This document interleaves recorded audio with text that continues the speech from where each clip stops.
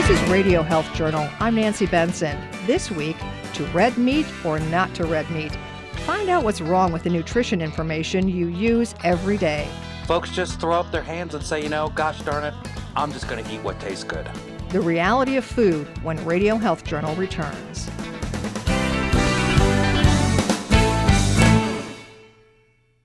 I'm Reed Pence, the producer and host of Radio Health Journal. If you like listening to Radio Health Journal, you'll also like our sister show, Viewpoints, which covers a wide array of topics from education to history to the environment. Here's a preview of what they're covering this week on Viewpoints.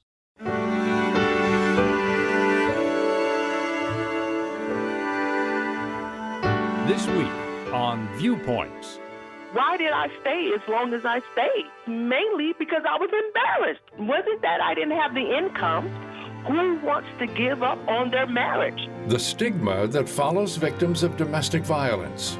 Then, if I tell you my husband died in 2014 and now I'm remarried and we're raising 4 kids together, you would think, oh, what a happy ending. No happy endings. Moving forward after a monumental loss. I'm Marty Peterson. and I'm Gary Price. These stories in depth this week on your public affairs magazine, Viewpoints. Listen to Radio Health Journal and Viewpoints on your favorite radio station, and subscribe and listen anytime on Apple Podcasts, Google Play, and Spotify.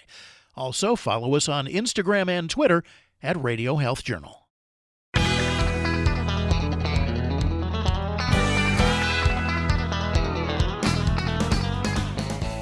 You've always heard the saying, you are what you eat, but with so much information today, people are confused.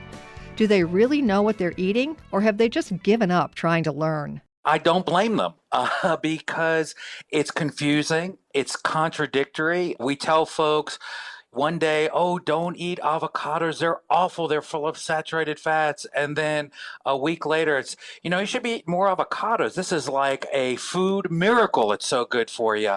And so it's just confusing. It's all over the place. The data is very inconsistent for a lot of reasons. And then even the professional organizations that we look towards when we're looking at the healthful aspects of food, we find they contradict each other. So it's worse than a jungle. It's just a swampy morass out there trying to wade through all this. And folks just throw up their hands and say, gosh darn it, I'm just going to eat what tastes good. That's Mike Fenster, cardiologist, chef, and author of Food Shaman, The Art of Quantum Food. Fenster teaches people how to make healthier decisions by sorting misinformation out of their diets and keeping tasty food on their plates. I'm a chef. I'm not about healthy cooking. I'm about delicious cooking. I'm about food and the food experience and the joy and the pleasure. I get it. I'm part of that. And that is very, very important. And in fact, what the book touches on a little bit is how important all those soft edges are, that we enjoy our food, that we enjoy with whom we eat, when we eat, we understand why we're eating. But what about health? With what you've heard or read about food, you might be ready to ditch the burger altogether and stick with kale in the name of health. But that's not really necessary. According to Fenster, the secret to health lies in a food's ingredients, no matter what the meal is. I, like you, love a good cheeseburger. But when I get some heirloom beef from a grass-finished steer and I mix that with real aged cheddar, that is a very different offering in terms of food than getting something that has 36 additives made from pink slime at a drive-through on a bun that has added sugars and oils, etc. Yet, when we look at how these foods are categorized, those two things are lumped together, but they're nowhere near the same type of food item. According to Fenster, there's something much more important to consider for your next meal. If I had to sum it up in a soundbite, it would be we need to start looking at quality, not categories. And for 50 years, they've been telling us about saturated fats and RDAs and a vegan diet and a paleo diet and a gluten-free diet, when what we really need to look at is quality of foods, not categories of foods. Fenster says chefs have played a big role in getting people to eat and appreciate high-quality ingredients.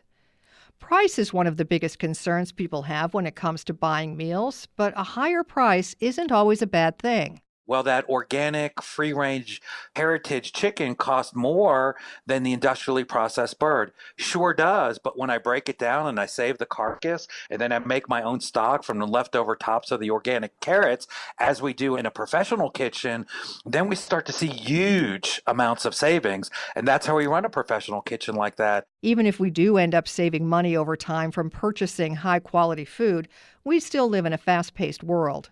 Processed foods take little to no time to prepare, making it easy for some people to shrug in the face of a healthy, home-cooked meal with fresh ingredients. There's a little bit of how to plan in the kitchen. We plan vacations, we plan our finances, we plan what we're going to do this weekend, we plan when we're going to go to the movies. And yet when it comes to our meals, we put less thought into it than picking out a cell phone.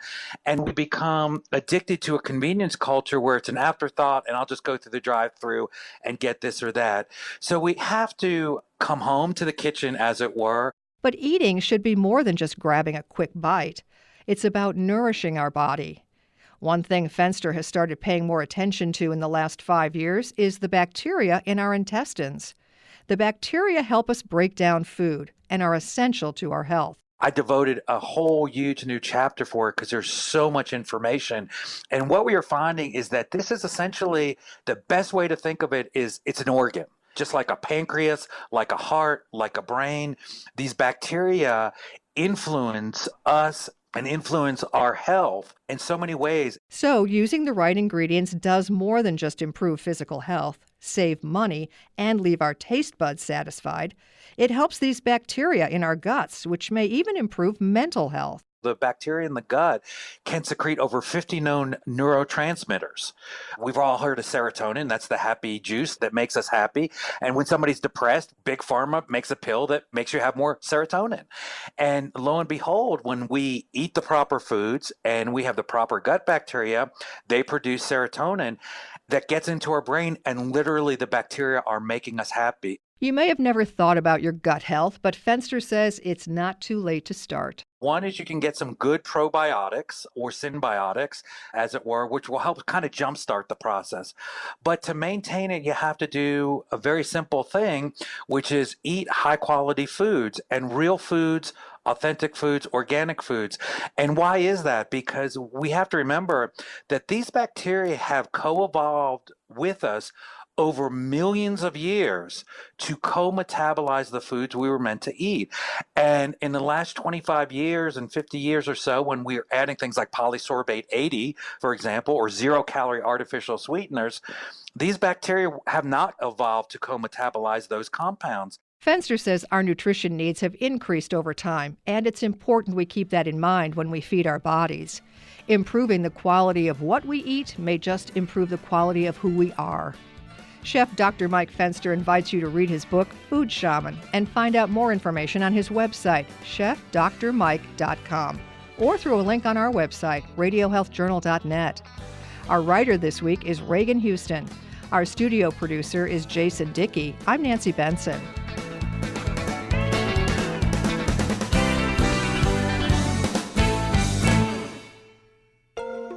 Radio Health Journal returns in just a moment.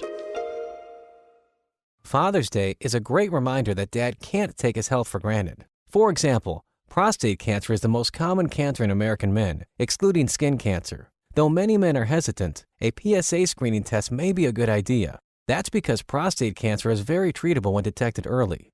Dr. Robert Meyer of the Swedish Cancer Institute in Seattle says there are several treatment options available. Each man's particular cancer, health, age, and lifestyle will aid in determining which is right for him. One option to consider is stereotactic body radiation therapy, or SBRT, which delivers very high doses of precise externally administered radiation over a small number of treatment sessions. It precisely targets tumors while minimizing the radiation dose to healthy surrounding tissue. SBRT can be completed in just 4 or 5 sessions. Talk to your doctor to find out which treatment option is right for you. To learn about one approach to providing SBRT, visit www.cyberknife.com. Family members are typically the first to notice memory issues or cognitive problems in a loved one, but they're often hesitant to say something. A new survey released by the Alzheimer's Association, however, reveals that nearly 9 in 10 Americans would want others to tell them if they themselves were showing signs of memory loss, thinking problems, or other symptoms of cognitive decline. This month, during Alzheimer's and Brain Awareness Month, the Alzheimer's Association and the Ad Council are launching a new campaign urging people to notice the signs and start a conversation. Ruth Drew is Director of Information and Support Services for the Alzheimer's Association. Alzheimer's disease is challenging, but talking about it doesn't have to be. We say follow the ABCs, assess changes, begin a conversation, and contact the Alzheimer's Association for help. For information on the campaign and resources to begin this important conversation, visit alz.org/ourstories. Thank you for listening to Radio Health Journal, a production of MediaTrax Communications. If you enjoyed this week's show, please leave a review on iTunes or share it with a friend. You can find more Radio Health Journal stories about health, science, and technology on iTunes, Stitcher, and at radiohealthjournal.net.